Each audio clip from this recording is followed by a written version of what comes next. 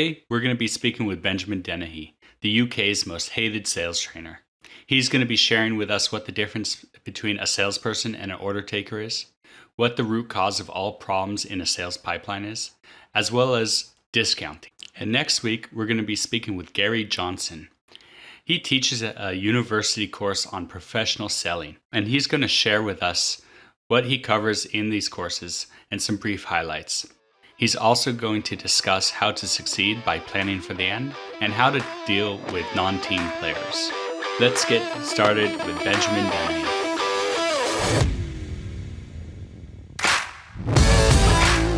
Startup Sales is a podcast about what it's really like to get a business off the ground. We talk with founders, CEOs, and sales VPs from the high-tech market. You'll learn how to build and scale a sales team. You'll also hear about the growth challenges and tough decisions from others who have had both successes and failures. And now, your host of the Startup Sales Podcast, Adam Springer.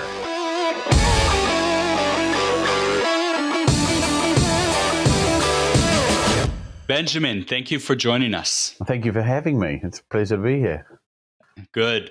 So I'm reading your LinkedIn and I see that you are the UK's most hated sales trainer. I am. Yeah. That's quite the name to call yourself. Why is that? Why is that? I suppose I work in a crowded, competitive, commoditized marketplace, many could say, and you have to stand out. I'm friends with a gentleman known as Brad Burton. He's the UK's number one motivational business speaker, and we became quite good friends. And I went on one of his events, and one of the things he said is to help you grow as a person and as a brand, you need to find a space, occupy it, and then own it. And it goes back to Muhammad Ali. If you think about it, Muhammad Ali just continually told people, I am the greatest, I am the greatest, I am the greatest. And eventually he owns that space. It doesn't matter who comes after him, no matter who's better. If anyone in boxing ever said, well, I am the greatest, everyone would sort of look at them and say, no, you're not. That's Muhammad Ali. So I thought I wanted to create something that would make me stand out, and that would also play to my personality, because I'm quite blunt and direct, and what I teach is very challenging. And I thought, well, most people want to be the most loved or the most admired or the most trusted or the most whatever. And I thought, no, who wants to be the most hated? And I thought, you know what? I'm going to tick that box. I'm going to take that space. I'm going to create it mine, and I'm going to push it. And it will enable me to tell the kind truth in my blunt style and manner. And it will also prepare people before they even engage with me as to what to expect. And there's a psychology behind it too, because I'm not as horrible as I come across in posts or in my videos. And most people say when they meet me, you're not nicer than I thought you were going to be. And that's always a good thing when you're selling. Yeah. So that's it. Create a space and own it. So I am the UK's most hated sales trainer, and my colleagues love it. And I've had nothing but praise from it, actually. I haven't had anyone yet say you're a complete tool for doing it. Someone will, and that just proves I'm hated. So bring it on. There you go. bringing truth to the name. Exactly. Yeah. You can't lose with this position. Exactly. How many companies have you helped? Oh, crikey. That's a good question.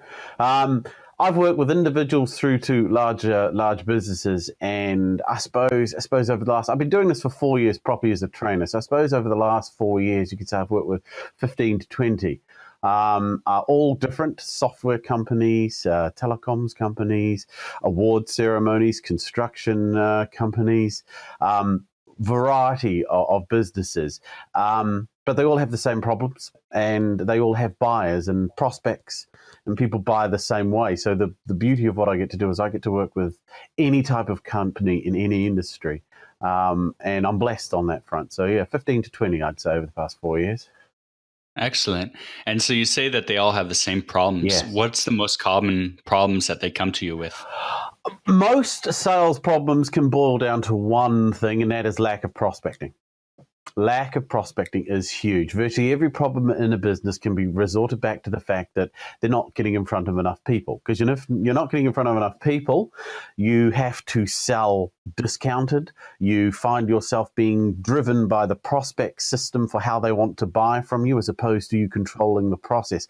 Cash flow, all of the issues that flow from not selling enough flow from the fact you're not in front of enough people. So prospecting is the biggest one. And it's the one thing salespeople hate doing the most, picking up the phone and looking for someone to sell to. They all say they love it, but you judge a salesman by their actions, not by their words. And you just have to sit in a sales office in any company across the globe, I'd say 3:00 on a Wednesday afternoon, and you could probably hear a pin drop.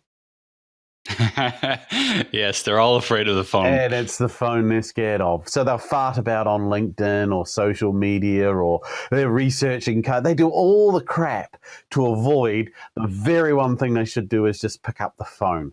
And it frustrates business owners a lot. It frustrates CEOs. It frustrates MDs. It's like, we can't grow because we're not in front of enough people. And when we are in front of people, we pretty much have to take what we can get because we have to hit our figures. So telephone prospecting is certainly one of the key ones. So prospecting. Another one is long sales cycles. Sales cycles are often drawn out because salespeople aren't good at qualifying. So then that leads on to an inability to qualify properly. So salespeople who can't ask the right questions at the right time. Other things like discounting and over-servicing. So I work with advertising and creative agencies, and they're notorious for over-servicing and doing that little bit extra. So the problems are vast, but if I had to pick one, it comes down to prospecting as the foundational problem for most sales problems. Now, isn't prospecting more of a marketing problem? Without doubt, yeah, without doubt. So there is marketing in the sense of like using LinkedIn or television or radio or what we're doing now, podcast, to get people, your name out there, to draw leads to you. But one of the most cheapest and probably the most effective is actually picking up the phone and specifically targeting individuals within organizations that you know, if they have problems you can fix, would probably engage you in a conversation.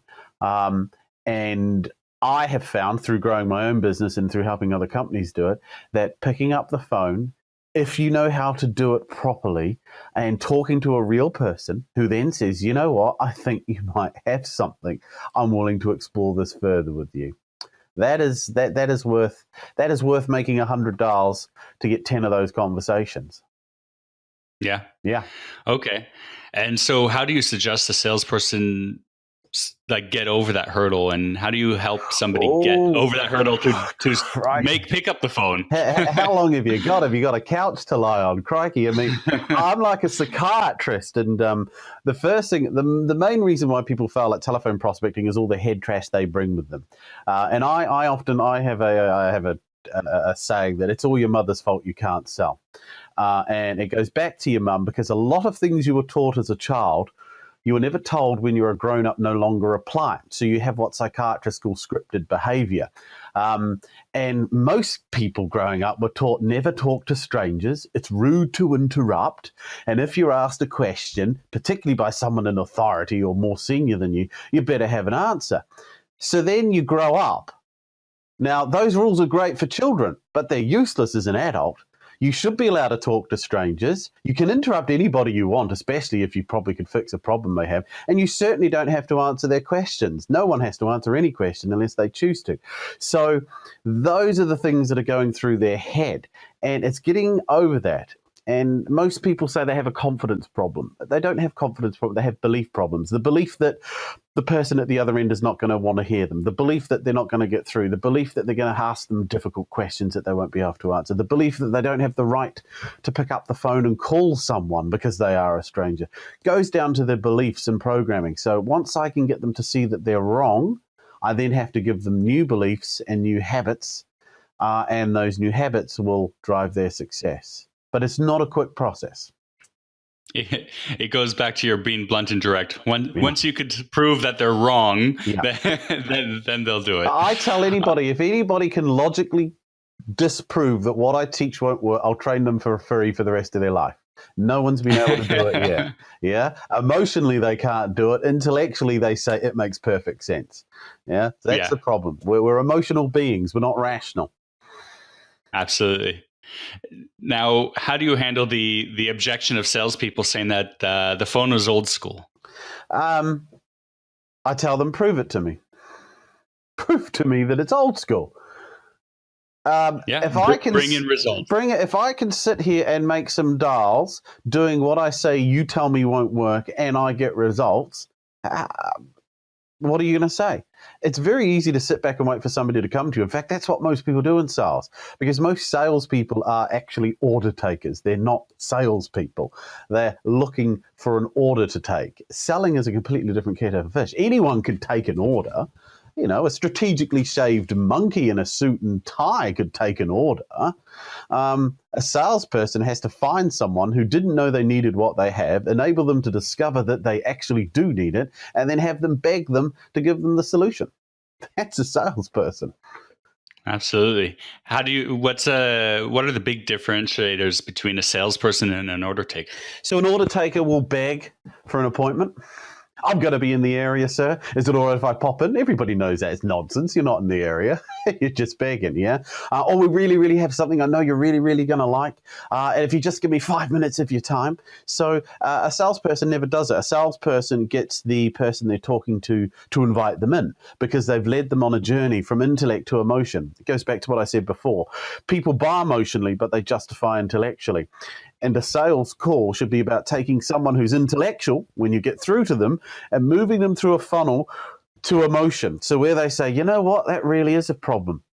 Maybe you can help. So they don't beg for the appointment. They ask tough questions. Order takers don't do that because their biggest fear is hearing no. A salesman is going for no because there are more reasons why someone's not going to buy from me than why they would.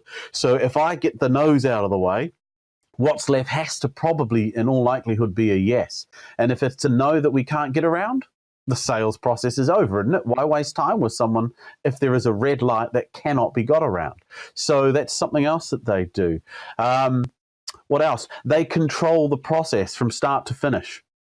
Something most people that call themselves salespeople don't do. They're in charge. They realize and know that the person I'm talking to, be they come to me via a lead or I phone them, if they have problems I can fix, they're the one that have the issue, not me. I may well have the solution. So in that case, I get to call the shots on how we move forwards. It's a vital mindset to have.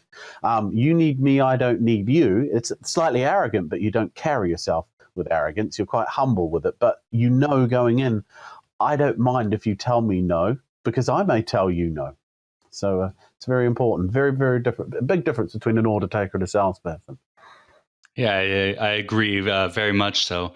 You know, if you put the worry of your mission to the side as a salesperson, then you can make a lot more better informed decisions moving forward. Oh, without doubt. Without doubt. I often, whenever I got a group of people, I ask this question every time. They could have been in business 30 years. It could be their third day in sales.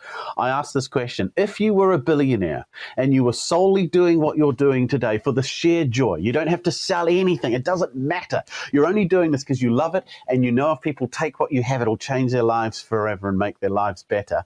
Would you put up with half the crap your prospects put you through right now? And everybody says no. So the only reason you're doing it right now is because of the money. And that's your problem, not the prospects. Get that out of the way and you'll sell. All right. Let's take a look at one of the other problems, common problems that you said that you come across is qualifying. Qualifying, yes.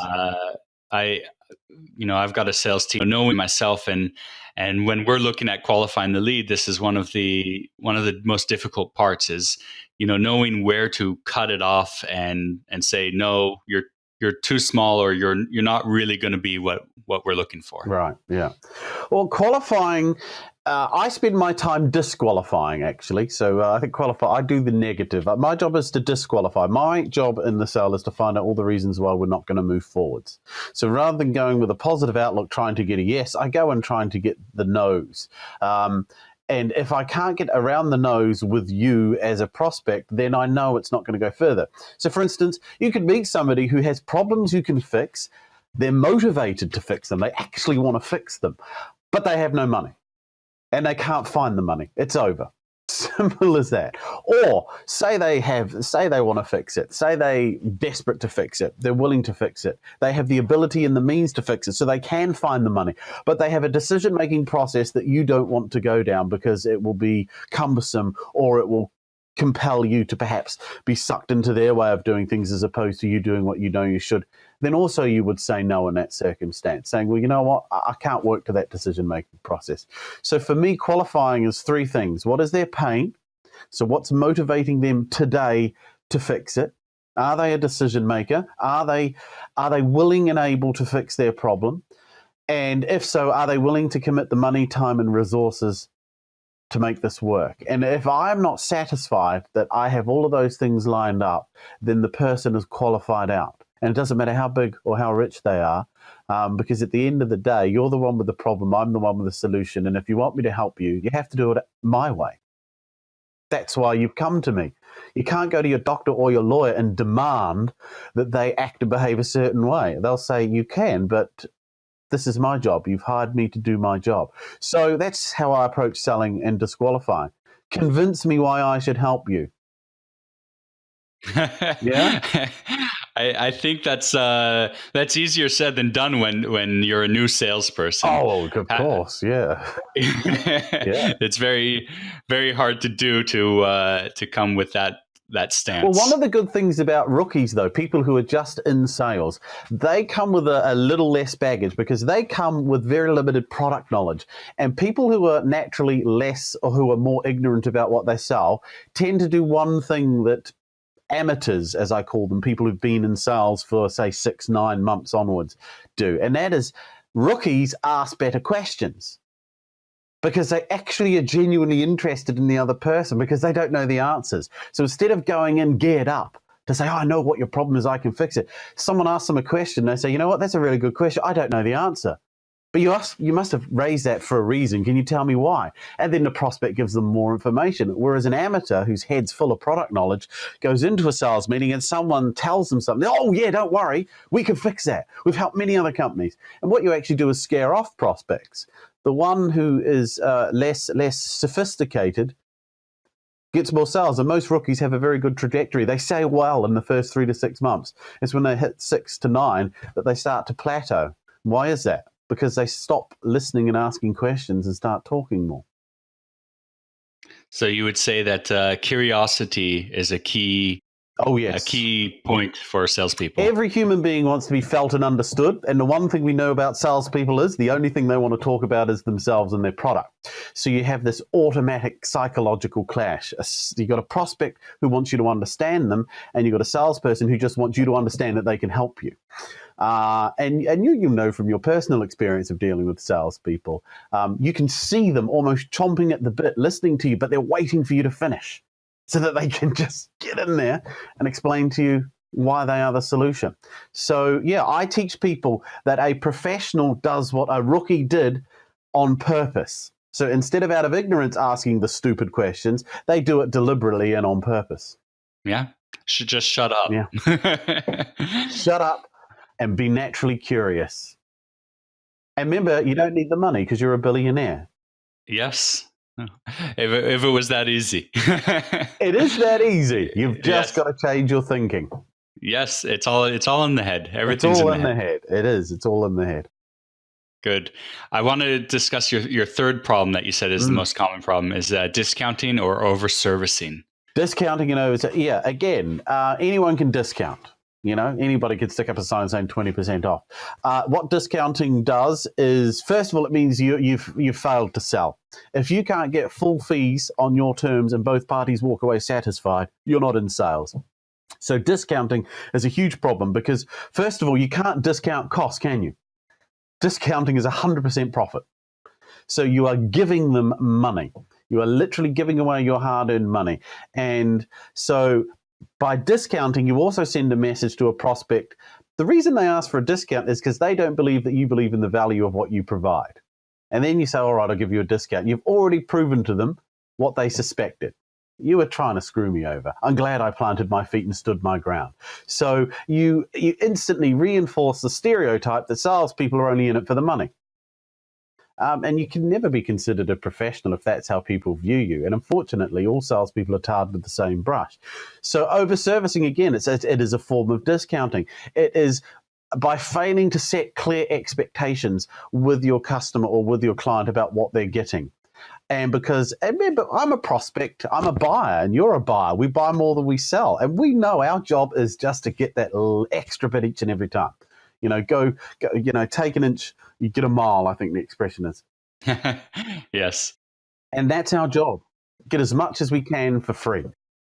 If I'm dealing with an enterprise deal or a government, and they have different people along the way to work on the transaction, where they actually get paid their bonuses based off the discount they get from me, the company. How do I handle that without discounting? Oh, you're going into an entire training session there, aren't you? Crikey, I can't say that all. That's gold dust. It's all about managing the process and being comfortable with where you need to get.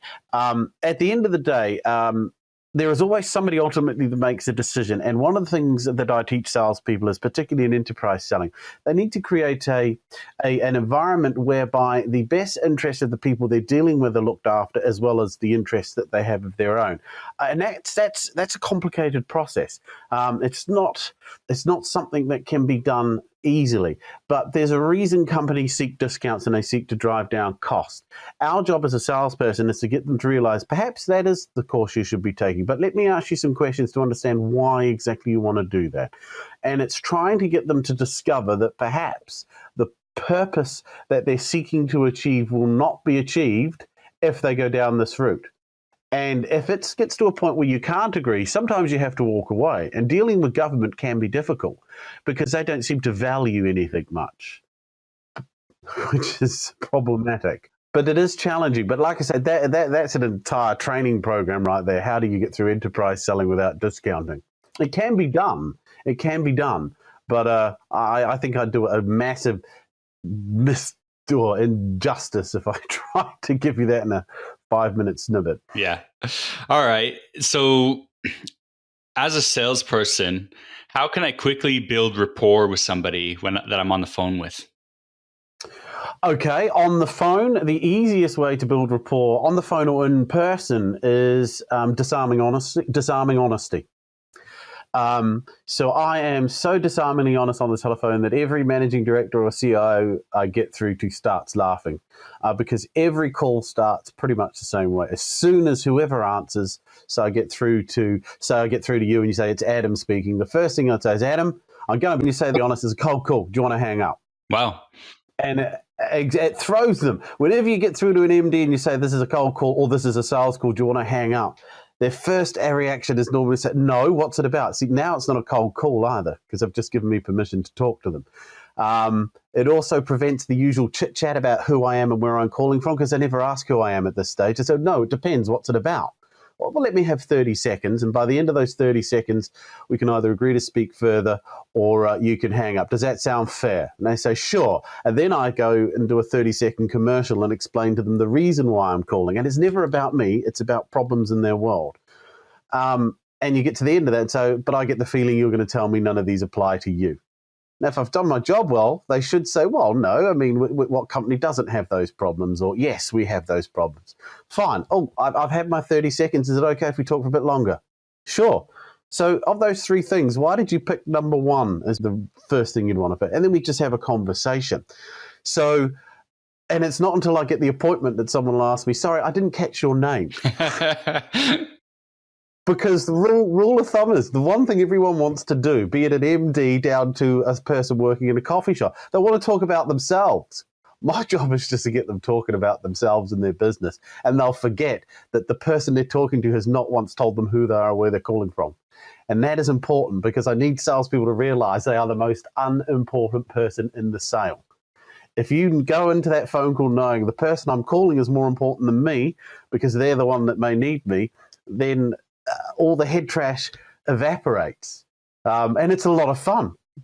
It's a lot of fun. I can't tell you, but disarming honesty. Nobody phones up and says it's a sales call or this is a cold call. Do you want to hang up? By giving them permission to hang up, they often don't take it. And if they do take it, you phone back and say, I think we got cut off.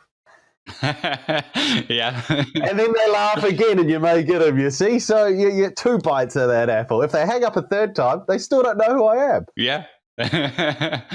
Well, I took some classes way earlier in my career for psychology in relations to sales. And one of the things that I learned was this permission to reject. And that's exactly what you're doing. You're calling it disarming honesty, but giving them the permission to reject you and taking that out of their hands. Well, it is, because most people phone up and introduce themselves and ask some stupid question like, how are you today? And whenever someone says that to me on a sales call, when I get phoned up, I always say, well, my mother died last night. And it knocks them off script for about 2 seconds. And they say, oh, I'm so sorry. Well, anyway, the reason I'm calling, and it just demonstrates, A, they don't care. So you don't start off with fake sincerity. And just by giving people, you're right, giving them the chance to reject you. And it's deliberately done by saying to someone, do you want to hang up? The psychology is I'm appealing to the rebellious child in their personality. And when you prick a rebellious child, it tends to want to do the opposite of what it's told to do. The do not touch signs at the museum. How many people grown up of every age look around and just quickly touch it? They have to disobey the rule. Yeah. So when you tell someone, do you want to hang up? The instant reaction is normally no. Great. Yeah. I like it. I'm going to start using that myself and seeing what kind of response I get. Yeah. Good stuff. All right. So let's take a step back and talk on a company level. How can a company build their own training program? Oh, well, that's a very good question. How can a company build their own training program? This would be for sales, I'm guessing? Yes. Yeah, right. So a sales training program. Oh, I'm so used to working with companies and building on in with them. But the first thing they need to do is identify a selling process that they are all going to adhere to and follow.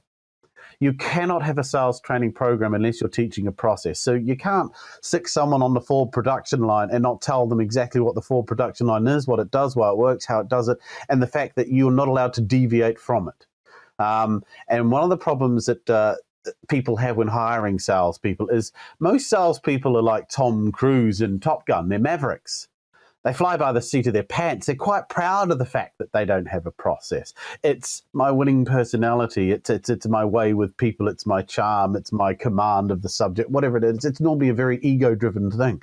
And if you were going to build a program into your business, the first thing you'd want to know is, do we have a selling process that we all buy into and that we're all going to follow habitually, consistently, without any deviation from it? Because if you don't have that, if you don't have consistency, nothing will work. It's just like the legal system.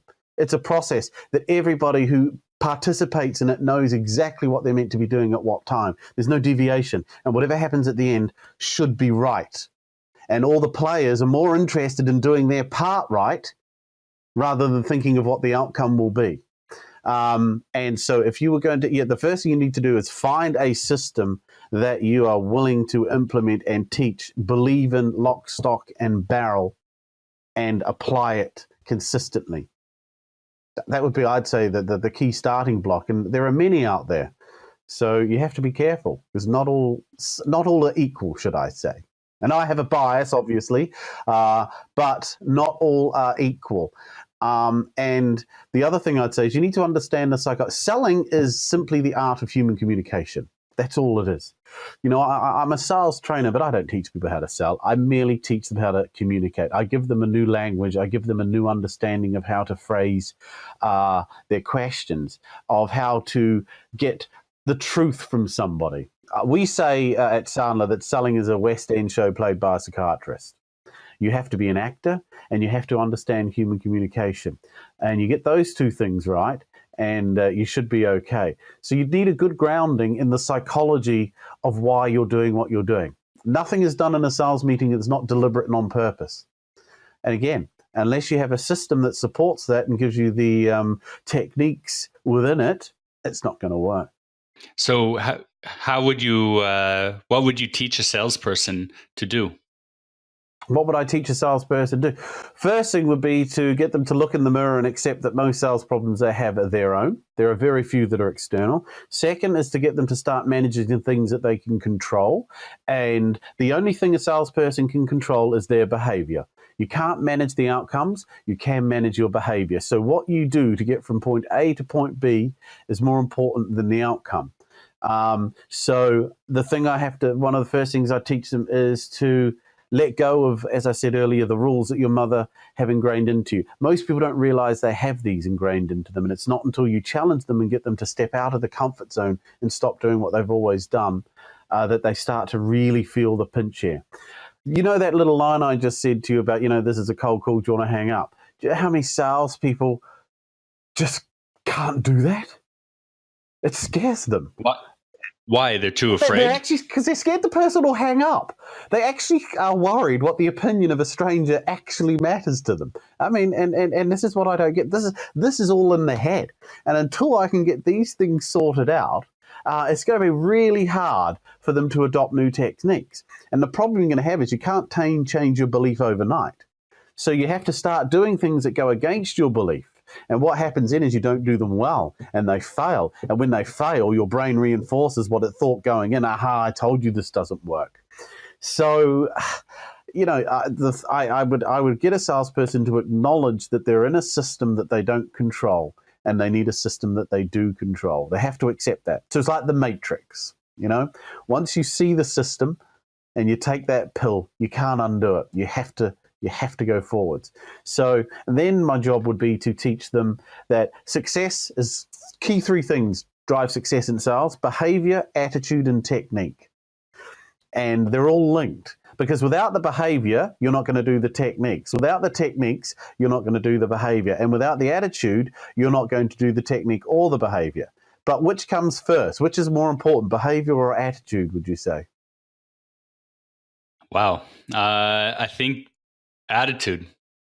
See, most, because even if you do it, even if you have the behavior and you do the behavior, if you don't have the attitude, you're going to do it poorly. You see, most people go for attitude, but I say behavior, because think about it.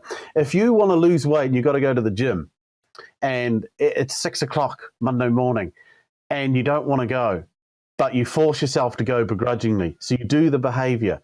The attitude eventually catches up, because after a month of going at 6 a.m., you suddenly get to the point where you say, actually, this is now part of my life. This is my routine. I actually don't feel negative about getting up at 6, because this is what I do. By doing the behavior, your attitude will invariably catch up, unless you're in something you shouldn't be in. Yeah. So with that said, who do you prefer to work with as a salesperson? Somebody that's new and inexperienced and doesn't have these judgments already, or somebody who has proven results and has been in the business for a while but is more stuck in their ways?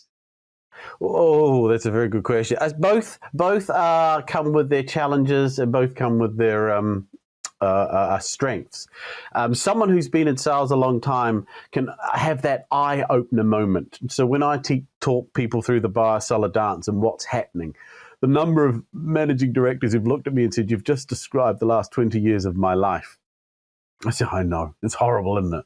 So, yeah, it is. It's I can't believe I've never seen this before. I said, now that you see it, you have to make a decision. Do you keep doing this because it's comfortable, or do you change? But that change will be painful, and that change will result in you actually probably taking a dip in sales, because you're going to be doing something that is fundamentally counterintuitive to what you've done. So you get people that I work with that take to what I teach, be they newbies. I've got a young guy who's just entered into sales, and I've got a guy who's an ex-banker, made his millions in the city, and has now got another business. And I work two polar ends. Both of them have taken to the material like ducks to water, and they swear by it. And then you get someone else who says, "I don't see how it works. I can't make it work. This isn't for us." So I don't mind either or. I'm interested in the 2 out of 10 that will get what I teach and apply it. Give me 10 salespeople. I know 8 will say they get it intellectually. Oh, yeah, I get it. I've got it. But they won't do it. There's 2 that say, this will change my life and the way I sell forever. And those are the 2 I'm looking for. And they can be the seasoned salesman or they can be a junior. It's all down to the individual, actually. Yeah. So neither is good or worse. They're people are people. Yes. All right. So what's the quickest fix that a salesperson could do or make to make the biggest improvement for themselves? The biggest improvement would come back to the belief about what's driving your behavior in a sales meeting. And the hardest thing for me when I first started in the line of work that I'm in was convincing myself that I'm financially independent and I do not need the business. Going into any sales meeting, be it on the call, be it a telephone call, or be it face-to-face, if you're able to believe that you do not need the business, that you don't have to get a close, that you don't have to make this work today. I'm just going to go on there and find out, do these people really have a problem I can fix? And if they do, why do they want to fix it? And if they do want to fix it, do they want to fix it today? And are they willing to invest the time, money, and resources to make it work? And are they willing to make a decision to a process that I can adhere to? If I just go on and try and do that, I'll be fine. So it is the mindset around money. That is it. That's the one thing a prospect has that a salesperson cannot recreate themselves. And they just dangle money at you, and then they say dance. And I know as a buyer that all I have to do is dangle money at a salesperson, and the negotiation can begin. But think of it. Have you ever wanted to buy something and they've refused to sell you it? Not that I could think of. No, well, I've had it only happen to me once. I wanted to book somewhere for an event, and for whatever reason, they said, we're not going to take your booking. And do you know how much outrage you feel as a prospect? How dare you? You mean my money is useless? And that's the thing. Money is useless unless someone's willing to take it from you. It is a commodity. And if a salesperson can accept that, you may have money, but guess what? If I can fix your problem and I don't want to, you're screwed. Yeah. So what could a salesperson learn from this lesson? What they learn is that if they stop focusing on the end game, it's called emotional detachment. A professional is never emotionally connected to the outcome. Because if you're connected to the outcome emotionally, your interest is primarily selfish, and that selfishness will prejudice the types of questions and the style and the manner of questions that you ask. So being able to convince yourself, even if you're living out of the back of your car eating cold beans from a can, that you are financially independent and do not have to make a sale will change the way you conduct yourself. Because a human being can only act in a manner consistent with their beliefs. You cannot behave any differently. So when you start out, yeah, sure, you're going to take things that you don't want to take. I get that. There's a practicality. But the more you tell yourself, I don't need this business, I'm financially independent, the better you will become at selling and getting to the truth, which is what selling is about, getting to the truth. Why am I here?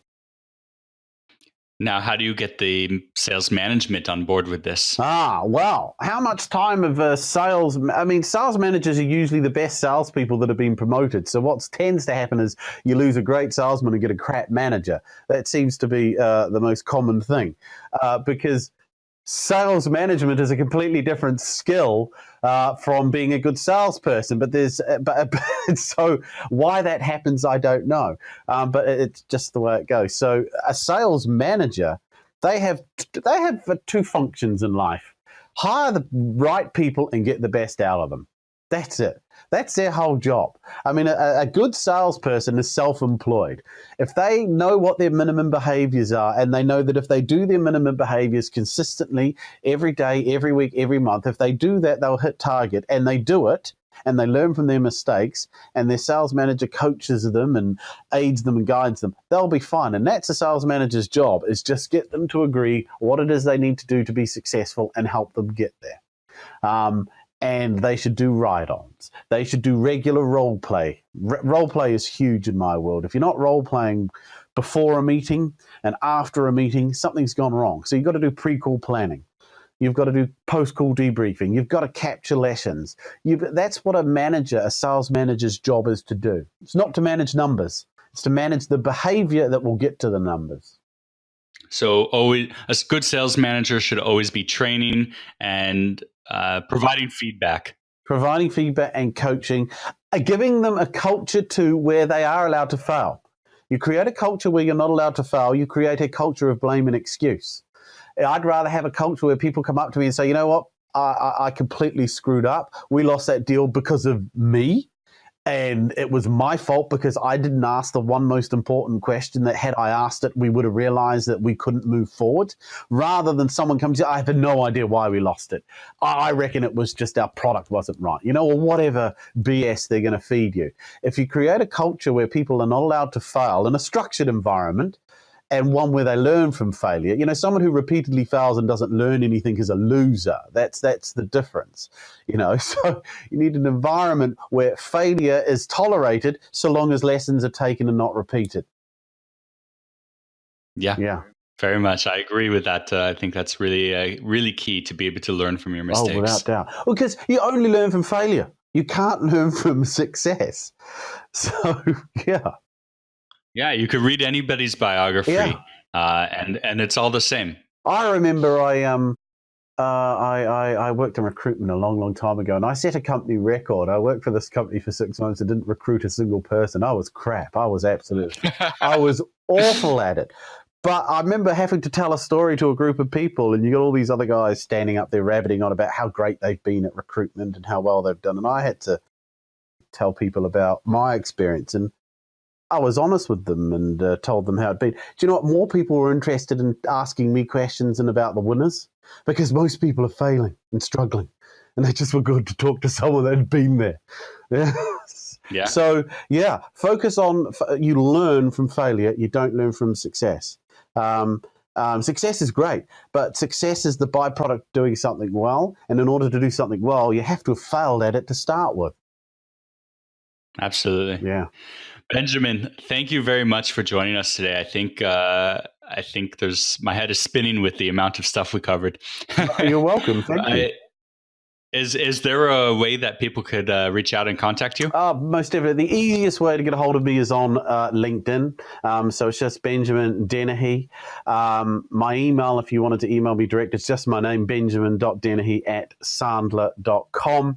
But easiest place, connect with me through LinkedIn, watch my videos, read my posts, and drop me a line. Especially if you're on the southeast coast of England, that'd be good. If you're further afield, I may try and help, but I'll probably send you to a trainer more local to you. LinkedIn is where I hang out. It's my procrastination behavior from telephone prospecting as well. It's your Facebook. It's my Facebook, exactly. All right, Benjamin, thank you. You're welcome. Thank you, Adam. Thanks for listening to Startup Sales with Adam Springer. Subscribe to the podcast so you never miss an episode. To contact Adam about consulting services or speaking engagements, visit startupsalespodcast.com or email startupsalespodcast@gmail.com. All right, Benjamin, let's finish up with the final 5 questions here. Yeah. What is your favorite sales or leadership book? The book is written by David Sandler. It's called You Can't Teach a Kid to Ride a Bike at a Seminar. It basically tells the story of how he created the selling system that I am an advocate and passionate believer in. It's an incredible book, and it's a very easy read. It's very enjoyable. So, David Sandler, You Can't Teach a Kid to Ride a Bike at a Seminar. Excellent. Do you have someone that you follow or read for sales and leadership ideas? Marcus Kauchi, that's Cauchi. Marcus, follow him on LinkedIn. He is one of the best sales people I have met in my life. He makes me look awful. This guy is good, and I cannot tell you. And he's a Marmite character too. He's like me, but even more caustic. But if you need any expert advice, he is certainly the man to go to. Marcus Kauchi. but he's not the most hated. He's not the most hated. No, he's not. That's something you got That's over mine. him. Yeah. He can't take that from me. Good. This next question is something I normally ask for people that are more active actually in sales and not as much the training side. But are you available 24/7 or do you have strict personal time boundaries? Strict personal time boundaries. Absolutely. And what do you suggest for salespeople? On strict personal time boundaries? Yeah. You've got to make that clear with your client or customer at the very beginning. You've got to manage expectations. And you need to make it clear that they can have access to you, but within certain times. So it's all about planting your feet. And if you do that nurturingly and upfront and agree it, and it's mutually agreed, understood, and accepted, there should be no problem. Okay. What's your favorite tool for sales? I would say, I have to say LinkedIn, because that's primarily what I use. All my data, I just stick into an Excel spreadsheet, which isn't very flash or fancy, because I just want a list of numbers in front of me when I'm telephone prospecting. I don't need any fancy system to leave notes, left a voice message sort of nonsense. If we've spoken, I'll know. Yes. Yeah. All right. So what one piece of advice do you have for all the founders, CEOs, or sales leadership out there? You have bought a sales job. I know you've created something that you love and you think is going to change the world, and it probably will. But you've got to remember one thing. No one gives a toss. No one cares.